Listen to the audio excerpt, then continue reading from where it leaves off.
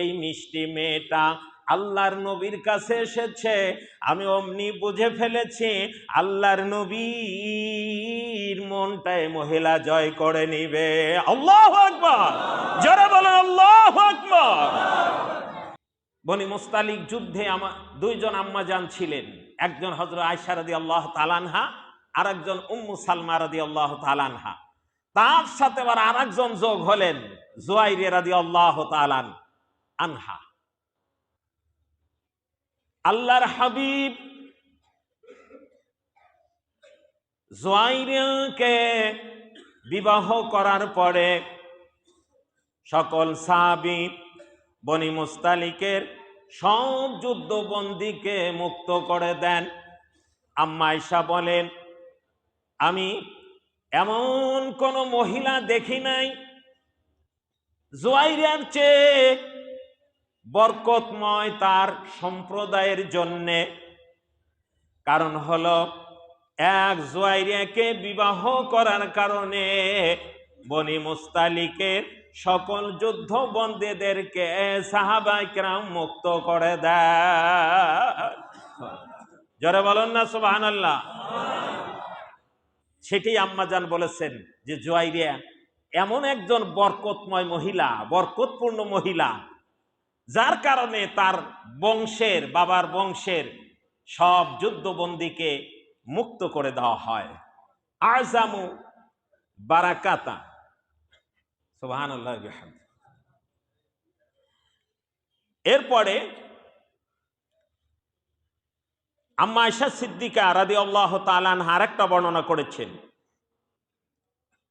قالت عائشة رضي الله تعالى عنها كانت جويرية امرأة حلوة، كانت جويرية امرأة حلوة وملاحة لا يكاد يراها أحد إلا وقعت في نفسي। আম্মা আয়েশা সিদ্দিকা রাদিয়াল্লাহু তাআলা আনহা বলেন, জুয়াইরিয়া রাদিয়াল্লাহু তাআলা আনহা অত্যন্ত সুন্দরী ছিলেন, হালুয়াতান মিষ্টি ছিলেন। সুবহানাল্লাহ। দেখতে খুব মিষ্টি এবং মালাহা চিত্তাকর্ষক ছিলেন। লা ইয়াকাদু ইয়ারাহা আহাদুন, যেই কেউ তাকে দেখত ইল্লা ওয়াকাত ফি নাফসিহা, তার সৌন্দর্যতা, তার মলিনতা, তার উজ্জ্বল চেহারার আকর্ষণ তার অন্তরে গেঁথে যেত। আল্লাহ এত সুন্দর করে জুয়াইরিয়াকে সৃষ্টি করেছিলেন। এই জুয়াইরিয়া যখন আল্লাহ নবীর কাছে প্রথম দিন আসে নিজেকে মুক্ত করার অর্থের জন্যে, আম্মা আয়েশা সিদ্দিকা বলেন, আমি যখন জুয়াইরিয়াকে দেখে ফেললাম, জুয়াইরিয়াকে দেখার সাথে সাথে আমার মনের মধ্যে একটা ধাক্কা দিল। অন্য হাদিসে এই ঘটনাটা এসেছে, আমার মনের মধ্যে একটা ধাক্কা দিল। এত সুন্দর চেহারা, আবার এত সুন্দর তার মিষ্টি কথাবার্তা, তার আচার আচরণ এত সুন্দর দেখতে, এত সুন্দর তার ব্যবহার। এই মিষ্টি মেয়েটা আল্লাহর নবীর কাছে এসেছে।